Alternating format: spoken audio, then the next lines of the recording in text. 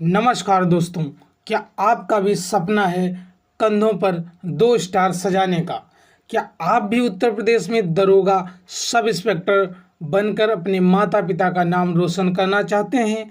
अगर हाँ, तो आज का यह वीडियो आपके लिए सबसे बड़ा टर्निंग पॉइंट साबित होने वाला है, क्योंकि आज हम इस एक वीडियो में ही यूपीएसआई से जुड़ी ए टू जेड संपूर्ण जानकारी आसान भाषा में कवर करने वाले हैं। तो चलिए, सबसे पहले हम इसमें किस किस पॉइंट पे बात करेंगे वो आपको मैं दिखा सकता हूँ। देखिए क्या दिया गया है।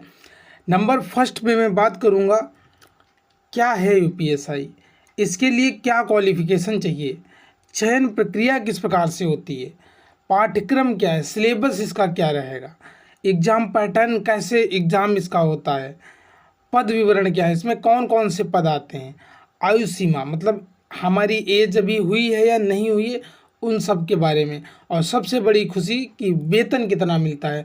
तो चलिए स्टार्ट करते हैं। सबसे पहले मैं पॉइंट टू पॉइंट, सबसे पहले क्या लिखा गया है यूपीएसआई। आप एक बार देख सकते हैं कि ये हमारे जो दिख रहे हैं ये यूपीएसआई हैं। उत्तर प्रदेश में डबल स्टार की जो वर्दी है ये हमारे क्या हैं, उत्तर प्रदेश के दरोगा जी हैं। तो चलिए हम जानते हैं ये इनका काम क्या होता है, ये क्या क्या करते हैं। देखिए सबसे पहले मैं आपको बता दूं तो इनका क्या काम होता है। देखिए प्रतिष्ठित पद क्या है, UPSI Uttar Pradesh police sub inspector यानी कि दरोगा राज्य पुलिस विभाग के एक राजपात्रिक कार्यकारी पद है। मतलब कहने का क्या मतलब है, ये दरोगा जी का क्या काम है। आगे देखिए जिम्मेदारी, इनके ऊपर क्या क्या जिम्मेदारियां होती हैं। कानून एवं व्यवस्था बनाए रखना, भाई जैसे आपके गांव मोहल्ले में कुछ लड़ाई दंगा हो जाता है तो उसके लिए कानून व्यवस्था बनाया गया है, तो उसको मेंटेन करने का जिम्मा इनके ऊपर होता है। अपराधों की जांच करना तथा थाना स्तर पर पुलिस बल का नेतृत्व करना, जो आपके कांस्टेबल लोग होते हैं उनका नेतृत्व यही एसआई लोग करते हैं। दूसरा क्या दिया कि इनके पास अधिकार क्या क्या होता है, ये इनके पास अधिकार क्या होता है, एफआईआर दर्ज करने का। जांच अधिकारी जो इन्वेस्टिगेशन ऑफिसर होते हैं उसके रूप में ये कार्य करते हैं।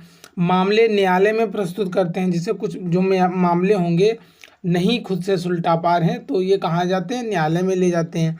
इनकी भर्ती कौन कराता है, भर्ती बोर्ड कौन सा है, तो उत्तर प्रदेश पुलिस भर्ती एवं प्रोन्नति बोर्ड, इसके द्वारा इनका क्या होता है, एग्ज़ाम होता है।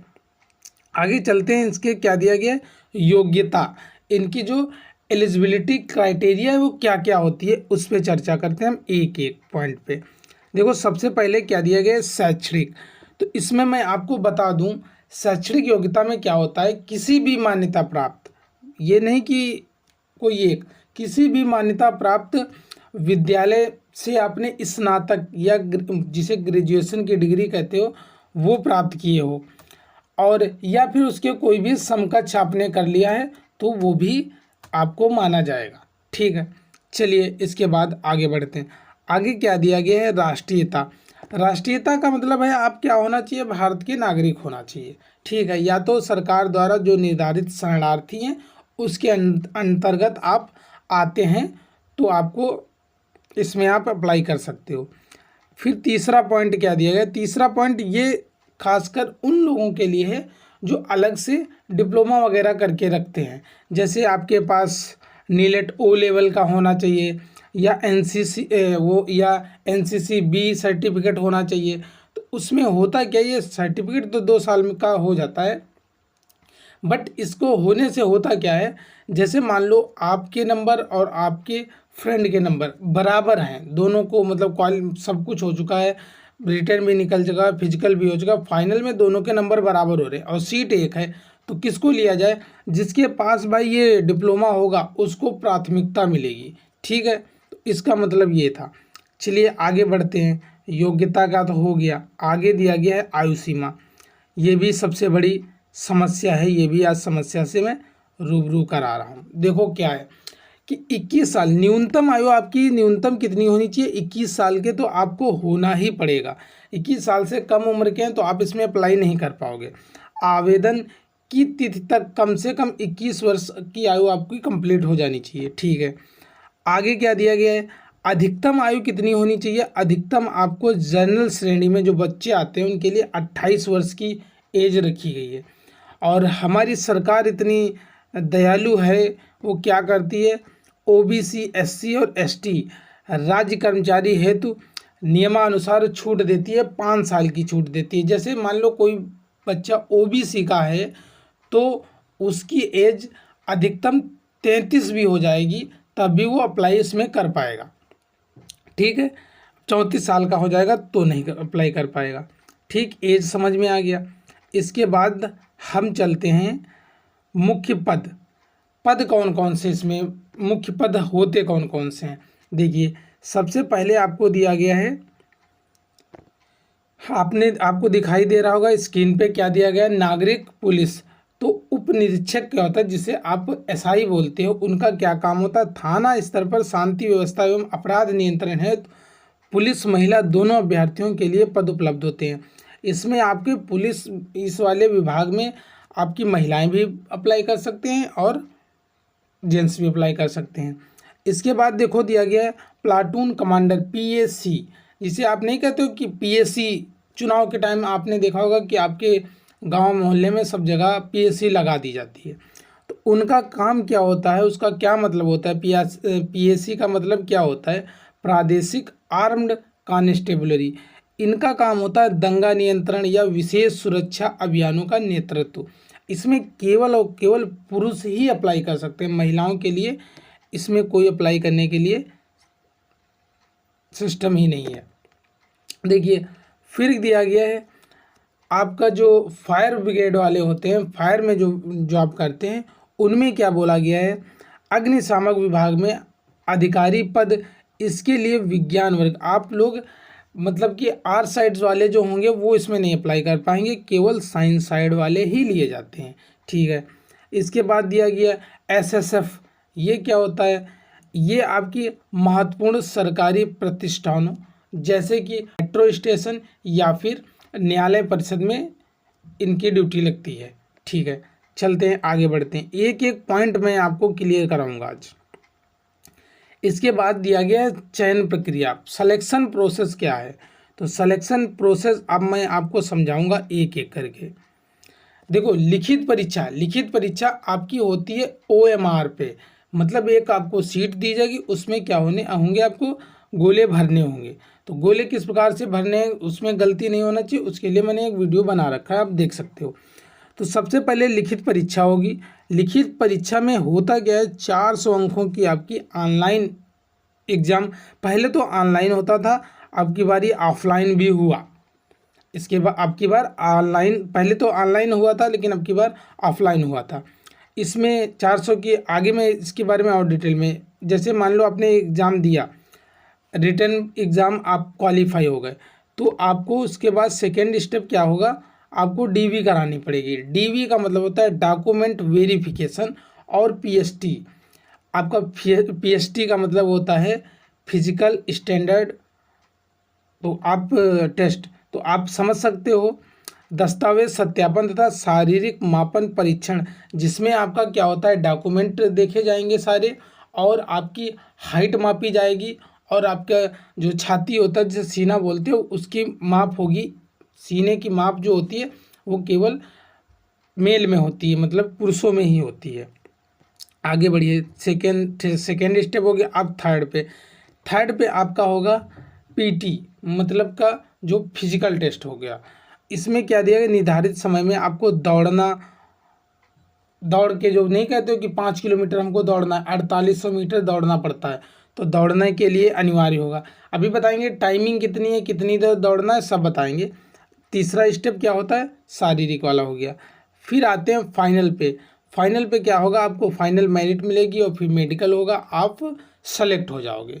तो इसके लिए जिन बच्चों का मेडिकल तक ये सफ़र हो रहा है तो उनके लिए तालियां बजा दीजिए भाई, उनका फाइनल सिलेक्शन समझ लो एक प्रकार से हो गया।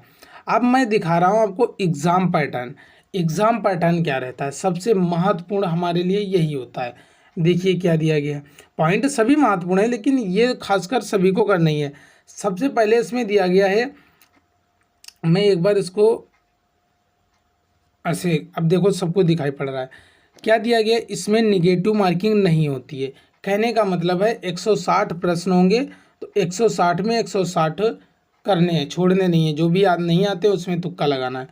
2 घंटे का समय या 120 मिनट, 120 मिनट में 160 क्वेश्चन करने हैं।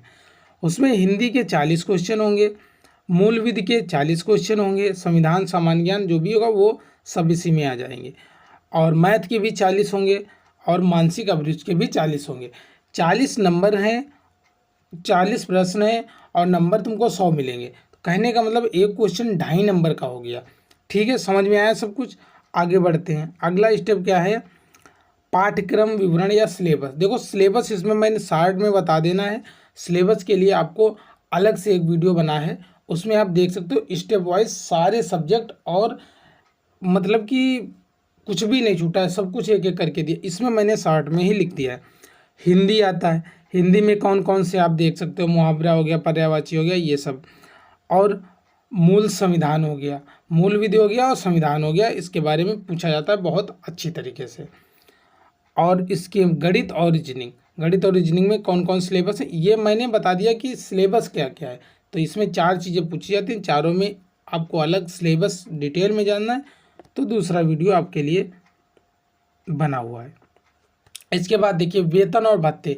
खुशी तो सारी यहीं पे मिलती है, और तो मतलब भाई कोई इंसान ये जॉब कर रहा है, जॉब करने के बाद में जो सैलरी मिलती है, सैलरी के लिए तो काम कर रहा है, वो देश की सेवा करना वो तो मतलब है, बट सैलरी तो चाहिए चाहिए, मेन मुद्दा वही है। देखो सबसे पहले इसमें हम बता दें कि आपको 9,300 से लेके 34,800 पैसे मिलेंगे, ये आपकी बेसिक सैलरी है।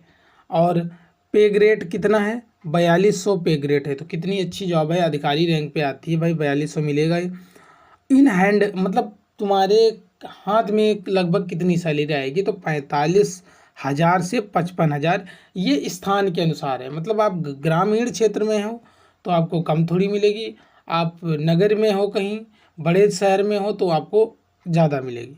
इसके अतिरिक्त भी मिलता है, क्या मिलता है आपका, महंगाई भत्ता मिलता है, मकान का किराया मिलता है, वर्दी का भत्ता मिलता है, और जो भी डॉक्टर वाली सुविधाएं होती हैं वो सब चिकित्सक सुविधाएं भी दी जाती हैं। ठीक है, और ये जो तुम्हारा वेतन में बता रहा हूँ 35,000 से लेके, ये जब तक रिटायर हो गए तब तक तुम्हारा कहाँ तक पहुँच जाएगा, 1,12,000 तक मिलने लगेगा। और ये 7वें पे ग्रेड के अनुसार है, 8वां जो पे ग्रेड आएगा उसमें और भी बढ़ जाएगा। ठीक है, अब इसके बाद मैं आपको शारीरिक मापदंड के बारे में बता दे रहा हूँ। अब इसमें वो बच्चे अप्लाई कर सकते हैं जिनकी हाइट कितनी होनी चाहिए। भाई हाइट के लिए पुरुष में तो 168 होना चाहिए और महिलाओं के लिए 152 सेंटीमीटर भी चल जाएगा। और उनकी एससी जो एसटी वाले होते हैं, ये जनरल ओबीसी एससी के लिए तो इतनी है, एसटी वालों के लिए 160 सेंटीमीटर है, लड़कियों के लिए 147 सेंटीमीटर है। सीना पुरुषों में कितना होना चाहिए, 79 से 84 सेंटीमीटर। 79 से 84 सेंटीमीटर, तुम्हारा 79 भी हुआ तब भी चल जाएगा, लेकिन 5 सेंटीमीटर उसके बाद फुलाना पड़ेगा। यदि 84 हुआ तब भी 5 सेंटीमीटर फुलाना पड़ेगा। ठीक है, फुलाना जरूरी है 5 सेंटीमीटर। महिलाओं में इसके मतलब कोई जांच नहीं होती है। महिलाओं में क्या होता है, वज़न चेक किया जाता है, वज़न देखा जाएगा, 40 से कम नहीं होना चाहिए, 40 से ज़्यादा होगा चलेगा। ठीक है, इसके बाद देखो दौड़, पुरुषों में 4800 मीटर 28 मिनट में, और महिलाओं में 2400 मीटर 16 मिनट में चलना है। ठीक है, तो आपको ये जानकारी कैसी लगी आप लोग कमेंट करके ज़रूर बताना। दोस्तों तैयारी आज से ही शुरू कर दीजिए, कंधे पर सितारे यूं ही नहीं मिलते, उसके लिए कड़ी मेहनत और सही गाइडलाइन की बहुत ज़रूरत होती है। अगर आपका सपना पक्का है तो कोई भी मुश्किल आपको रोक नहीं सकती। अगर आपको यह जानकारी हेल्पफुल लग रही हो तो वीडियो को लाइक करें और अपने दोस्तों के साथ शेयर करें, और चैनल को सब्सक्राइब करना बिल्कुल ना भूलें ताकि कोई भी नया अपडेट आपसे छूट ना जाए। मिलते हैं अगले वीडियो में, तब तक के लिए जय हिंद जय भारत।